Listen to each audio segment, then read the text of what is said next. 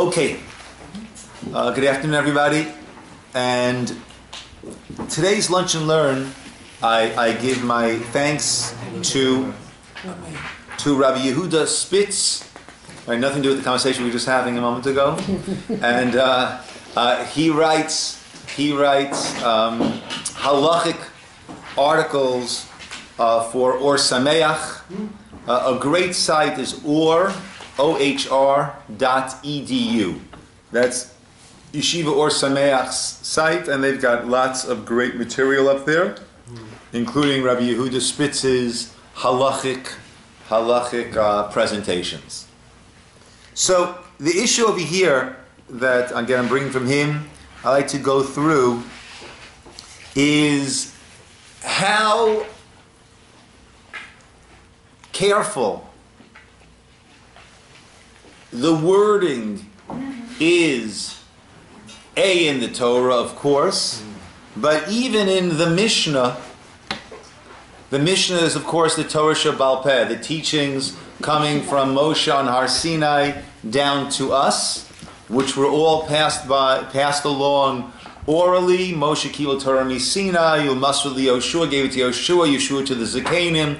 That is the first Mishnah in Pirkei Avos, in Ethics of the Fathers, which goes through the line of transmission. Now, at a certain point in the time of Yehuda HaNasi, around the year 200, that is when it was in danger of being forgotten, and therefore it was written down. These teachings were written down in the Mishnah.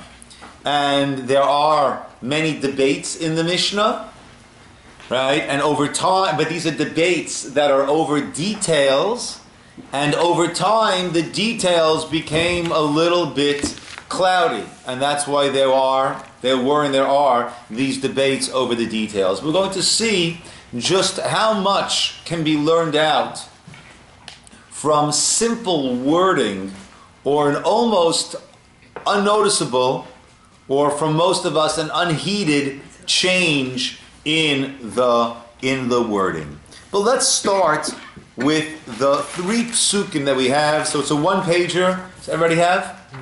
Okay, they're over here. It's a one-pager. We're starting with this page. Okay, that side of the page, I should say. The Torah tells us, "Reishit b'kriyat mancha tavi beit Hashem Elokecha." The first of the new the bikurim are the first flowering of the different produce of your land. The bikurim, the first fruits, they are brought to the house of Hashem Elokecha. Lo tevashel gedi b'chalev imo. And the Torah tells us, do not cook a gedi. Now, Rashi explains that gedi does not mean goat, because when it means goat, it says gedi izim. So gedi actually means a soft-fleshed animal that should not be cooked b'chalev imo, in the milk of its mother. Okay? So, and then again, in Shmot 34:26, we have the pasuk Reish b'kriyat mancha tavi beit Hashem Elokecha lo tevashel gedi b'chalev imo. Right? Once again. And then in Devarim, there it speaks about not eating any nevela. A nevela is an animal that died not through a kosher shechita, but you're allowed to derive benefit from it. Right? It can be given to a person, a Gentile who's living amongst you and adhering to certain amounts of the mitzvot. It can be sold to a full Gentile, but you should not eat it. And then lo tevashel gedi b'chalev imo. Do not cook the gedi in the milk of its mother. Okay, the Gemara learns out that, and we're not going to go through that Gemara now. The Gemara learns out that by the 3 repetitions, it teaches us achila, eating, is a Torah prohibition, as long as it was cooked together. Cooking, even if one will not eat it, is a Torah prohibition. Therefore, we have issues with Orthodox Jews attending culinary chef schools, culinary schools, where they must, I think they use some milk in the soup in order to cream it, yeah, right? So that's why it's a big deal that we now have these schools in Israel where the laws of kashrus are kept, and one does not need to compromise any of that, because simply cooking, even if one were not to eat, is an issue of basar b'chalav, the milk and the meat, and one cannot even derive benefit from that. So whereas I can feed my dog non-kosher food, no problem at all, and even though I'm deriving benefit from that, I cannot feed my dog basar b'chalav, a milk, meat, something that was cooked together as milk and meat, because I would thereby be deriving benefit from it. So do people who have animals who buy animal food have to check the ingredients? They would. I believe most animal food it's not an issue with it. Right? The time that it comes up as an issue is Pesach time. Because there one is not allowed to derive benefit from any sort of chametz, and that is a lot more prevalent in the animal food that is normally sold and bought. My kids' fish would die every Pesach because it wanted the real fish food, and they would give them this. The matzah didn't work? No, they die every year. I think they stopped. I think it's more important to keep the fish alive. I think so too. Feed it kosher food. Well. But you can't have. What one would need to do is there is kosher for Passover fish food that one can get. Right, so one need to do that. Says that. They no longer have fish. Yeah. But I remember going every Pesach. After that last Pesach, yeah. Okay. Now, one thing that's clear is that an animal whose mother does not have milk, right? So a chicken, right? Any sort of fowl. So min haTorah, according to the Torah law, that would be allowed. So the Rambam, there's a fascinating Rambam we're going to go through now, who's going to be discussing why and how the rabbis were allowed to make their fences around the Torah when the Torah says lo tosifu v'lo tigru, and the Torah says these mitzvot that I'm giving to you, do not add to them and do not detract from them. Yet the Rabbanan consistently make a sayag, a fence around the Torah, which would seem at first blush to be adding to the prohibitions. So how do we resolve those two facts? That we're not allowed to add, and the rabbis are told in Pirkei Avos, by the rabbis, asu sayag l'Torah, right? To make a fence around the Torah. Now that's derived from the psukim which speak about making a mishmeret, making a safeguard around it. So let's see this Rambam. This is Rambam Laws of Mamrin, chapter 2, halacha 9. A court has the authority to issue a decree and forbid something which is permitted, and to have its decree perpetuated for generations to come. So they can prohibit something that really min haTorah is allowed. Not only can they do that, but they can do that in a way that will last for generations. It's not just they're allowed to do it as a extenuating circumstances institution that will be for just a short period of time. That, when it comes to prohibiting something which really is allowed, that can be perpetuated for generations to come. Similarly, Rabbi yes. Gershon, does that yeah. fall under... Similarly, it has the authority as a temporary measure to release the Torah's prohibitions. They'll sometimes they will allow something which normally is prohibited, right? And that is not for all generations, but that is for a limited period of time. The classic example of that is Elijah, the prophet, Eliyahu Hanavi, who built an altar. and had the showdown with the prophets of Baal. Okay. What then, the Rabbi asks, is the meaning of the scriptural prohibitions? Do not add to it and do not detract from it. Isn't that certainly adding to the prohibitions of the Torah? So how do we understand the prohibition, lo tosif, of not adding on, and the rabbis who have the authority to do this on a consistent basis? If they are prohibiting something allowed, it can be for all generations. If they are allowing something that's prohibited, then that could just be for short term. But either way, isn't that adding on? Isn't that detracting? So how do we understand this? So he explains the intent is that they do not have the authority to add to the words of the Torah or to detract from them. They cannot add to the words of the Torah, nor can they detract from the words of the Torah, establishing a matter forever as part of scriptural law. They cannot say that this is a Torah prohibition or this is allowed based on the Torah. This applies both to the written law and the oral law. So they cannot say this is part of the oral law, this is part of the written law. What is implied? Here's his example. The Torah states, we quoted above, do not cook a kid in its mother's milk. According to the oral tradition, we learned that the Torah forbade both the cooking and eating of milk and meat. Whether the meat is of what's called a behema, which is a domesticated animal, or the meat of what we call a chaya, which is a wild beast. Right? Of course, we're only talking about within those that are kosher animals. Okay? If one were to eat pig cooked with milk, the prohibition would not be basar b'chalav. The prohibition would be eating pig. Right? Okay.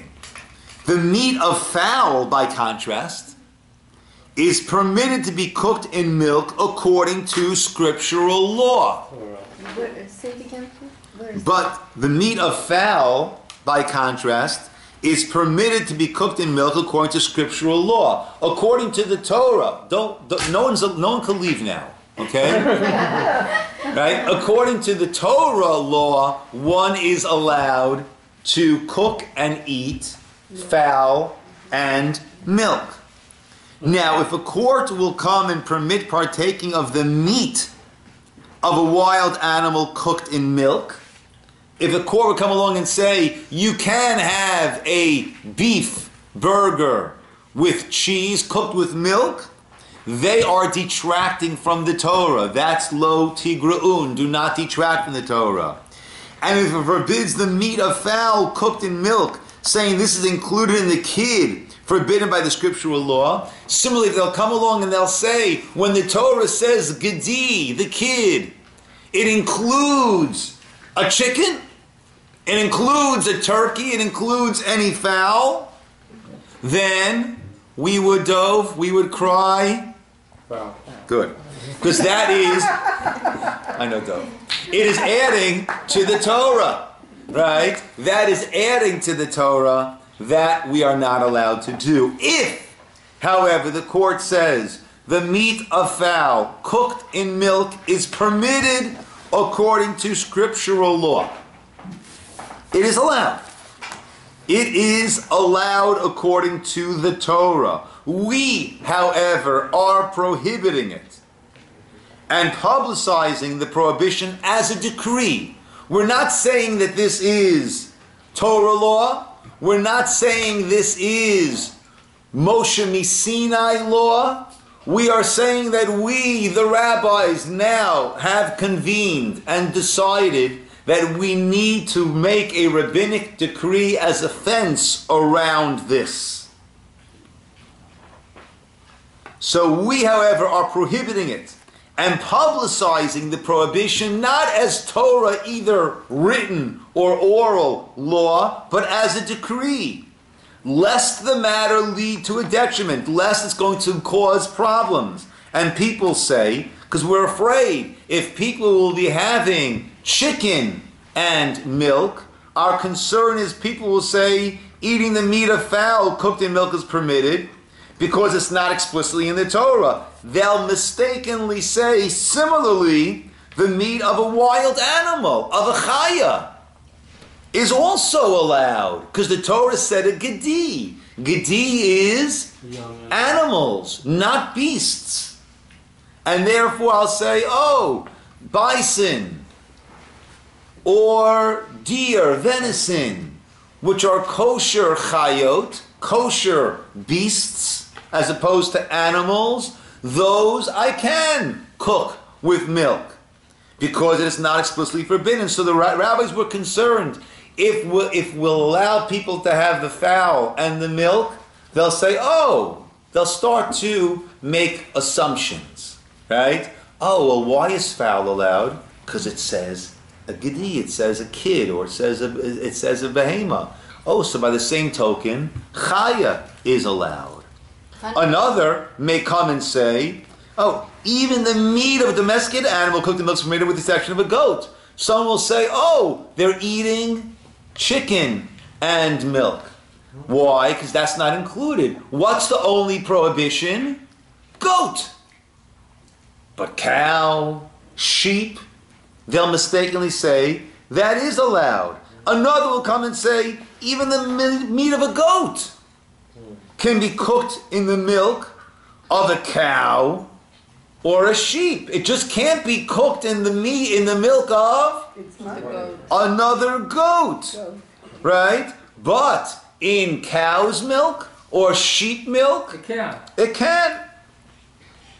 And still another, for the verse mentions only its mother, which they would mean an animal from the same species. Still another will come and say, even the meat of a goat is permitted when cooked in goat's milk as long as it's not its mother. For the Torah verse says, its mother. So these are all the extrapolations that the rabbis were concerned that someone would make if we allowed meat of a chicken, fowl, to be cooked and eaten with milk, right? Either they would say, oh, we can allow beasts, or we can allow all animals besides goats, or we could allow goats as long as it is with another species milk, or we can allow goats as long as it's not with its own milk. For these reasons, the rabbis clarify, we will forbid all meat cooked in milk, even meat from fowl. All meat cooked in milk, including fowl, is prohibited. We're not saying the Torah, the written Torah, prohibits it. We're not saying we have an oral tradition, Torah Shebal Peh, prohibiting it. We're saying actually, according to the Torah's parameters, it is allowed. But we are concerned that things will spiral out of control and the trespass will reach to Torah prohibitions. Therefore, just like if the phone company or Edison over here, electric company, is doing work and they dig up to get to the underground cables and there's a big hole there. If they don't put protective fencing around it, then they are being criminal because a person can really get hurt. So the sages understood, the rabbis understood that Torah prohibitions are serious and you can really get hurt. And therefore, they need to put protective fence around, and as long as it's clear that it's protective fence, they're not expanding the Torah or detracting from the Torah. They're not saying this is a din of the Torah, then it's allowed. Such an approach is not adding to the Torah. Instead, it is creating safeguards for the Torah. Similar concepts apply in all analogous situations. Yes? These are halachic laws that were canonized like at the beginning of this century, like in year 70, right? Before that, people were cooking. They didn't have that. So that's a good those question. restrictions. That's a good question. At what point was this instituted? That's a good question. Instituted. They Yeah, wanted to that's a be- good question. I'm not sure. Because I'm not only sure. then all the halachic. Right, I rules imagine and when the word was out, like an institute, everyone made one last dash, right? But Sort of like halachic- before Yom Kippur and before Yeah. before Tisha B'av. Yeah, that's when, an interesting when question. the halachic laws were instituted, when were they? Just this is it. That's it. From now on, these are the Okay, laws. so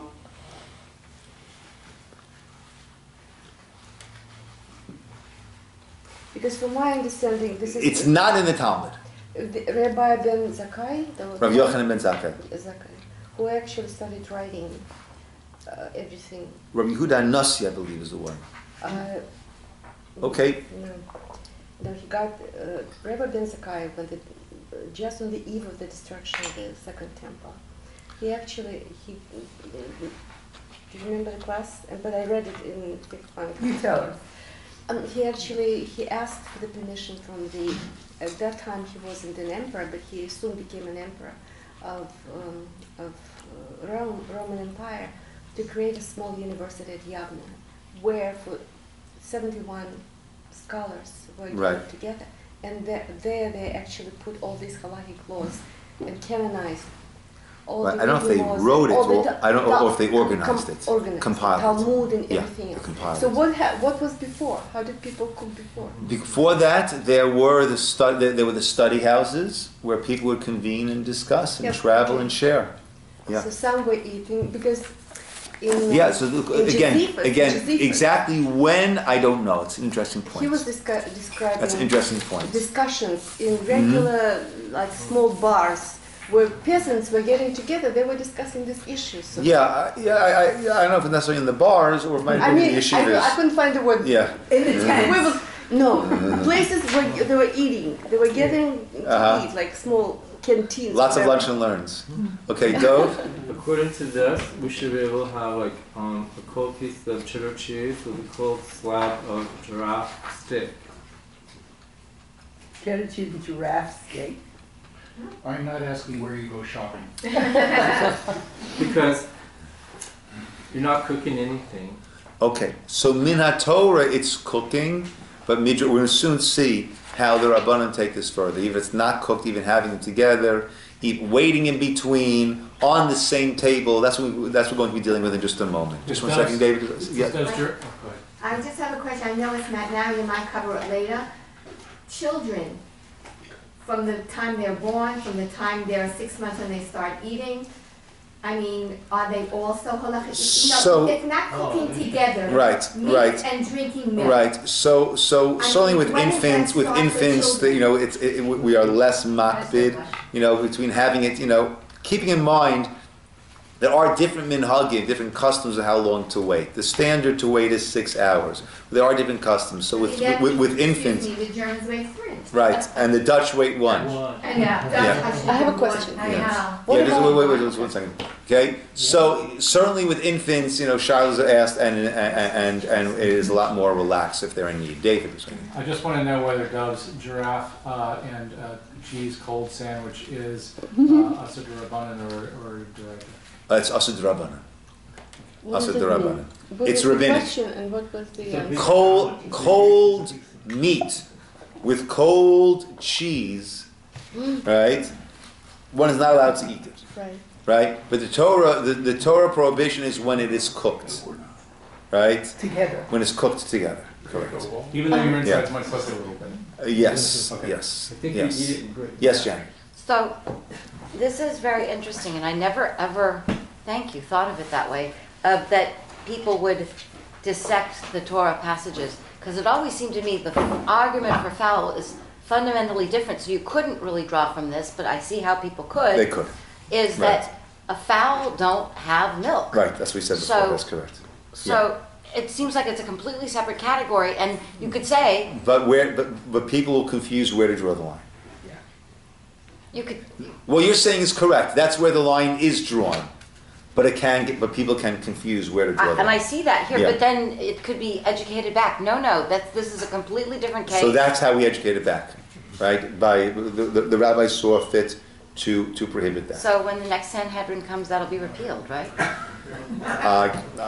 Maybe I'll give a definite maybe. I have a question. What about Yes. this lady? Did she speak? Woman over here. Did Yes. she want to ask a question? She She did. Oh, I'm sorry. I have a question about Sorry. medication. All the new medications, heart medication, diabetes medication, That's high a blood pressure complete medication. different, complete Who is different, deciding? completely different issue. If it's a case of medication, I know one it's swallowing it down, then that is not considered derech achila, right? And one is allowed to have You it. mean if she asking if it has milk in it? Is that what you're asking? No. Non-kosher. Oh, I see. Who knows what it has in Who is Okay, deciding? shelter. When is it being decided? Whether it's kosher or not kosher? Well, kosher, not kosher depends on the ingredients. But if it's not considered what's called derech achila, it's not a way If of you don't eating chew it. Right? It's not a way. That's not a normal way of eating. Oh. If one needs it for, medically needs it, it gets very blurry once we go into all of these supplements, right? Which are not necessarily medically, by a prescribed by a doctor, but yeah. But I don't want to go off on this. No, Okay. I just Yeah, asked. let's- So how have they ruled that that the mixing is not equal or equivalent when the milk is well before the meat? Like if you have milk and then you wait 10 minutes and then So you have let's meat. go. Okay, let's see. Let's turn the page now. Okay, the Mishna in Chulin states as follows: Kol habasar asur levashel b'chalav. All types of meats, it is prohibited to cook it with milk. Chutz mi basar dagim v'chagavim. However, we have both in Hebrew and English. The meat, the flesh of fish, okay, v'chagavim. According to the Torah, certain grasshoppers, locusts are permitted. We, the Yemenites, maintain the tradition and continue to eat that. We do not have that tradition, so we don't eat any of those things. Okay, so the basar was extended to include all basar, including fowl, but not all flesh, all meat. Basar, but not including fish and right. So a classic bagels, cream cheese, and lox. Well, there it's not being cooked together. So anyhow, that would not be min haTorah either way. But a person makes a tuna casserole where they bake it with the tuna and the noodles and the cheese, whatever else they throw in there, right, and many other such dishes, right, is perfectly allowed. The Sfardim have a custom not to, okay? Rabbi? And, let's go a little bit over, Yeah. the chagavim, right? And grasshoppers also. Yeah. If you're a Taimani, Yemenite, Yeah. chocolate-covered grasshoppers, right? Right, like a Nestle's Crunch, I think is coming out with that soon, sorry. Okay, so all of that is allowed, okay? Now, v'asur la'alot im hagvina ala shulchan. Now, not only can it be cooked, it cannot be brought onto the table along with cheese. Chutz mi basar dagim v'chagavim. Except for basar of dagim and chagavim. Except for the meat, the flesh of, again, fish and grasshoppers, that can go up onto the table along with cheese. I was gonna say the restaurant name for the grasshoppers is IHOP. Okay, though. Okay, now we're gonna work on this quite a bit in a moment. But let's take a look at the Shulchan Aruch that we quoted over here. Shelo le'achol gvina achar basar. So we see the Mishnah extended it, Yeah. not just the milk and meat, but even going up onto the same table. Okay? Achol basar, Shulchan Aruch, Simon Peitat. This is Yoredeya, the laws of kashrut, the laws of basar v'chalav. Achol basar, the person ate meat. Afilu shel chaya v'of, even of a beast. or of a bird, fowl. Lo yochal gevina acharav. Do not eat cheese afterwards. Ad shishaheh sheish shaot, until you wait 6 hours. So we see, as further safeguards, we said don't put it up on the same table and wait afterwards. Now, look back at the Mishnah and again at this halacha, and there is a subtle, but we're going to soon see halachically significant change of term. Kol basar, I'm reading the Mishnah again. All basar, all flesh, asur levashel, one is prohibited from cooking it, bichalav, with milk, except for the basar, the flesh of dagim and chagavim, fish and grasshoppers. V'asur la'alot im hagvina l'shulchan, and it's prohibited to bring it up onto the same table as cheese, chutz mi basar dagim v'chagavim, except for the flesh of fish and grasshoppers. Rabbi, What was the subtle change over here? it is also. I have to speak once. I didn't get it. I'm reading in English. Every kind of flesh is forbidden to be cooked in milk, excepting the flesh of fish and of locusts. So it's forbidden to place upon the table this meat, this flesh, this meat with cheese, excepting the flesh of fish and of locusts. Oh, also when cheese comes into the picture. All of a sudden, cheese came into the picture. What term does the Torah use? Milk. What term do we start off with? Milk. Right? And then, when it comes to going up onto the table, the Mishnah changes the term from milk to cheese. Why is the Mishnah doing that? See here, based on what we call a diuk, the rashash.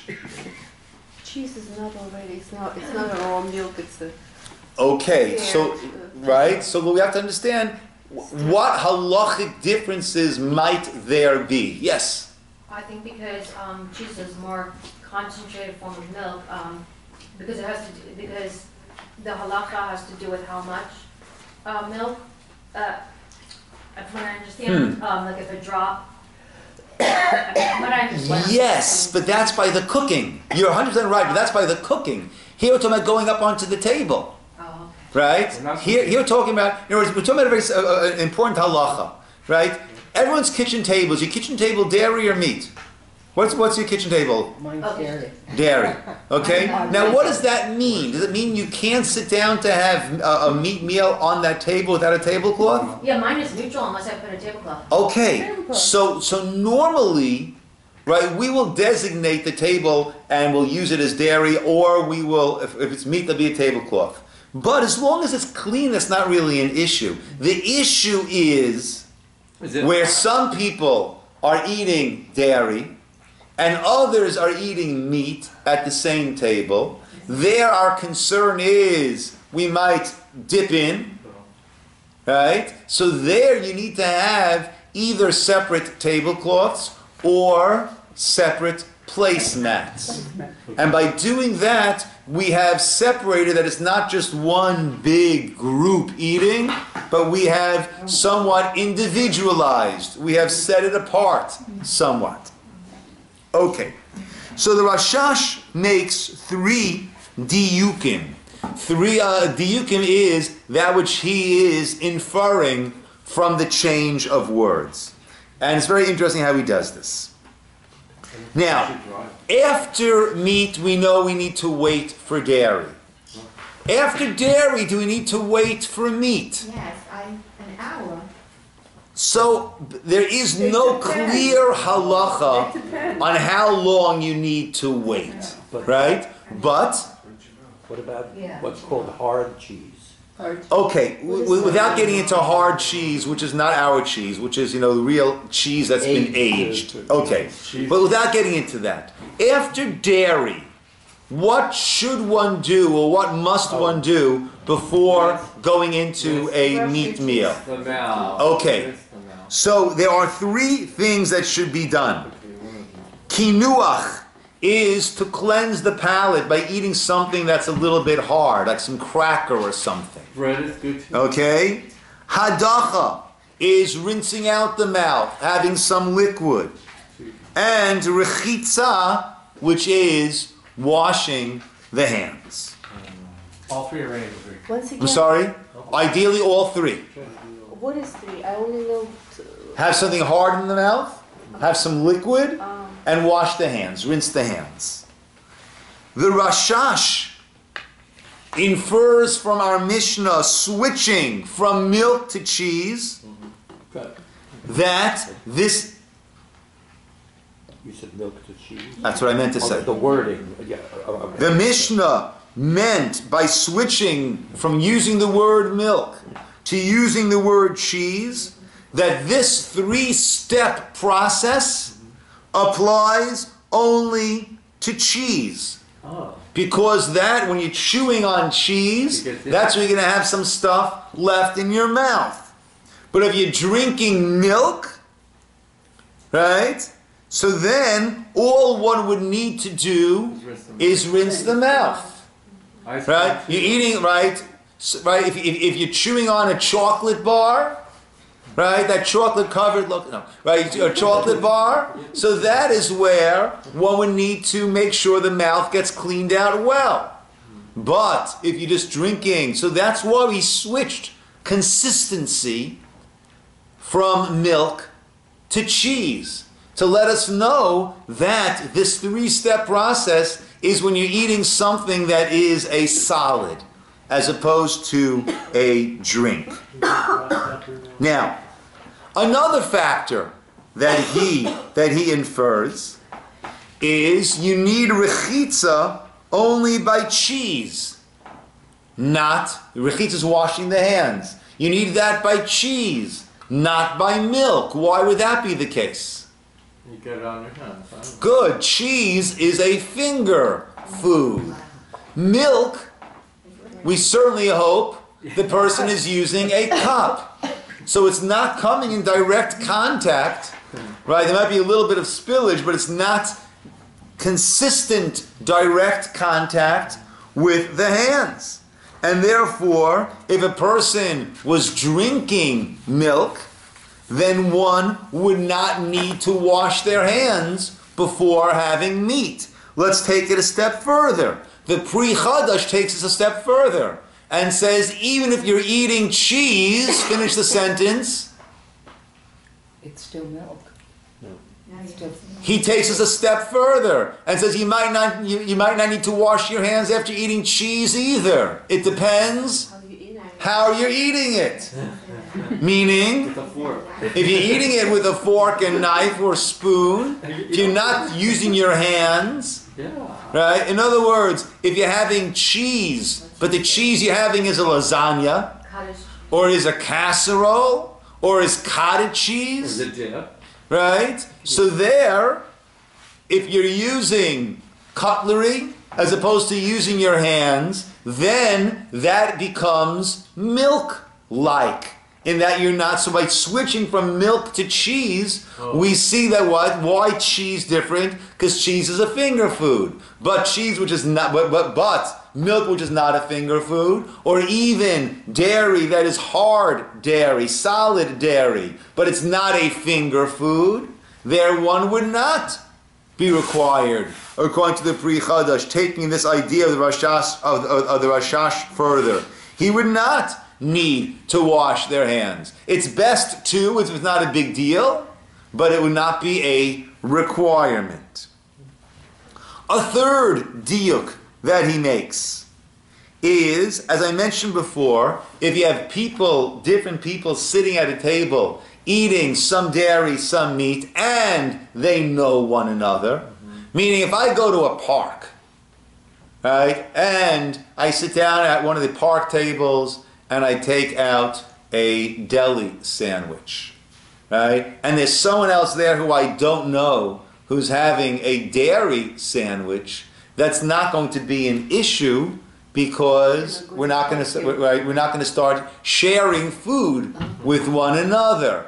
If I'm sitting down with the family, sitting down with friends, sitting down with the community, right? And everyone's taking out their food. So there, if some are eating dairy and some are eating meat, there we should have separate tablecloths or mats or whatever it might be in order to serve as a heker, as a reminder. So that's there as a heker, as a distinctive reminder, so we don't mistakenly reach over or offer one another and partake before we realize I'm going on meat, you're going on dairy. The Rashash says that the switch to the word cheese affects this also. He says the problem is the food getting mixed up. Okay?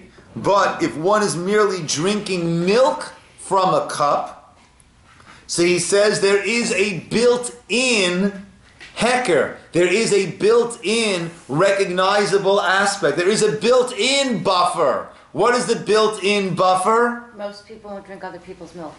Or the cup, he says.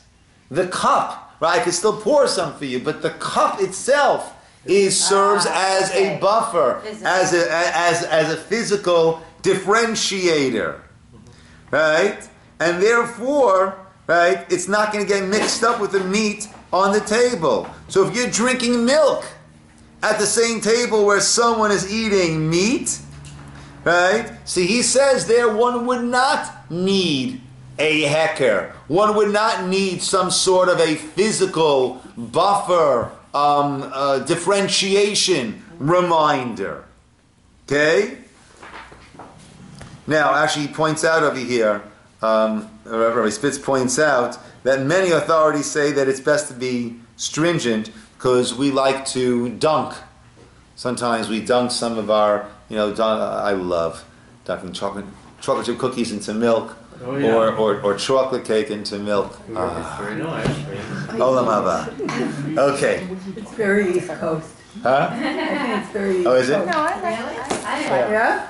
I don't think Can I you ask you dunk another as much question? in Yes. Which is California. not real, Let's but done for you. it's kind of hinted. Fish, Chocolate donut. fish and Very East All right, I'm wrong. When you East serve. Okay, so the Gemara Why says do you have to change? the Gemara says that there is no Torah halachic prohibition of fish and meat. The Gemara says, though, that it is a sakana. It is unhealthy. Why is it unhealthy? It is a danger. So, you might say, why is it unhealthy? Right? We don't know, right? We know that it's not unhealthy. So I like to say that I was born BC. What does it mean? Before cholesterol. Ah, When I was growing up, right? You're supposed to have a lot of eggs. Yeah. Right? A lot of eggs. It's really good for you. Right? And we did not know what cholesterol was. Now everything has how much cholesterol. Is it the good cholesterol? Is it the bad cholesterol? Now we say cholesterol is the number one killer. Right?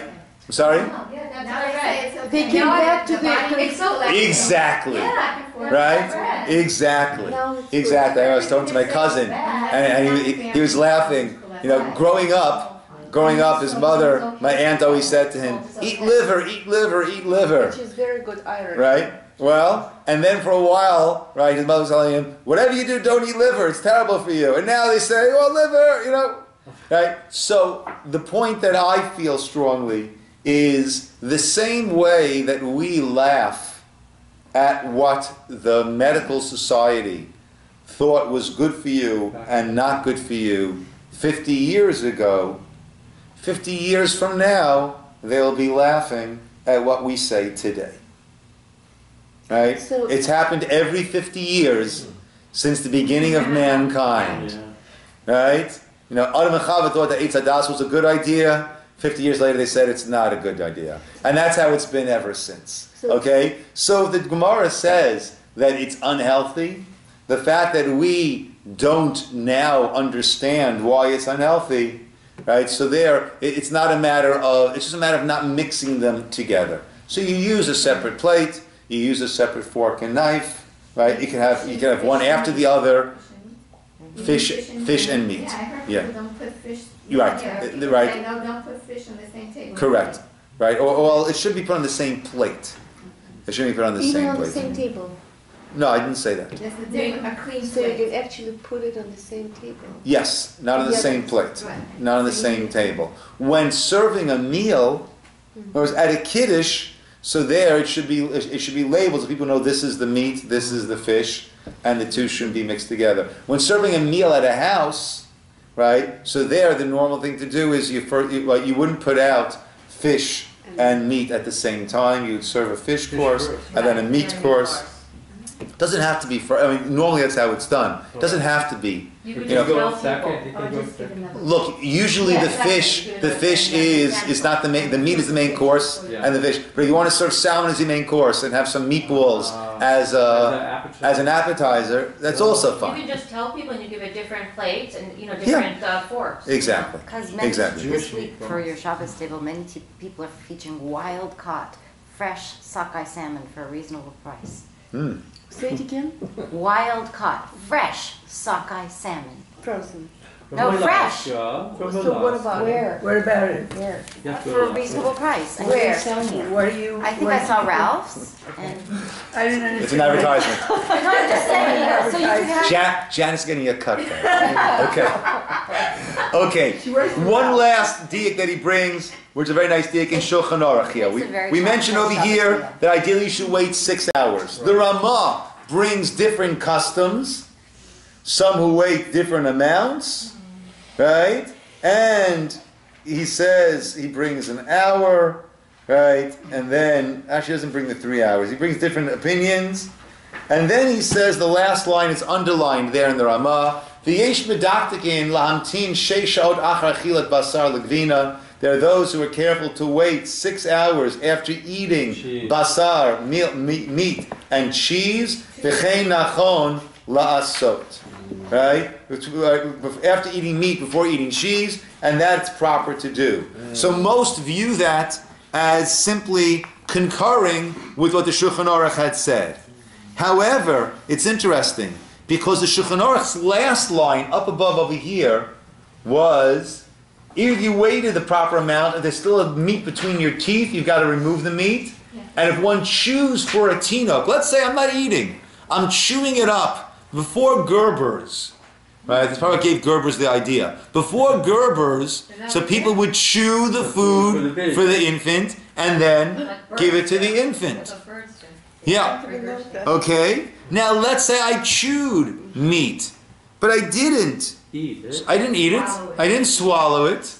Right? Must I wait the 6 hours or not? The Shulchan Aruch says you do. Akiva Eger says this last line, actually he's not just reiterating, he's actually arguing the Shulchan Aruch. There are those medaktik to wait 6 hours after you eat basar, before having any gvina, after you eat meat, before having any cheese. But he says the Ramah is arguing the Shulchan Aruch by saying only after you eat. But the Ramah would hold that if you just chewed, then you would not need to wait those 6 hours. Again, the subtleties of the wording of what goes in, both by the words of the Torah and the words of the sages of the Mishna and even of the Shulchan Aruch and even of the Ramah, they chose their words very, very carefully, and a Musar Haskel, a walk-away lesson for us also is to be sure that when we do speak, to be sure to choose our words as carefully as we can. Yes, Steve? Choose our food. Some Yontif, sometime back east, there was a whole discussion over the course of Yontif about these kind of kashrus issues. And I'm sorry I can't quote a source or anything, but in the development of these laws of waiting in between, I believe that some of the earlier opinions were that you wait till the next meal. Yes, we actually had a lunch and learn on this about this a while ago, right? Of where it comes from. The Gemara says that, I forget who it was, it was Rav Ashi, I forget who it was, who said, I am chometz ben yayin. It's an expression, I am vinegar the son of wine compared to my father. My father would wait a full day. I only wait until the next meal. And how we understand the next meal is debated, all right, amongst the Rishonim there, right? And that's how the different customs come down, because it doesn't give an hour, and it doesn't give an hour parameter to it, right? It says until the next meal. Okay. Now normally they would have one meal 10 in the morning, and another meal they'd have at 4 in the afternoon. Right? That was the early bird special in Babylon. That's how it worked over there. Okay. And slept in between. Huh? The siesta, yeah, I'm not sure. Okay, but yeah, that is how the different opinions formulate. Okay, my friends. Today is Rosh Chodesh when we bench. Yes. Yes. Okay, we will call it over here, everybody. Thank you. Yashar Koach. Rabbi. You're very welcome.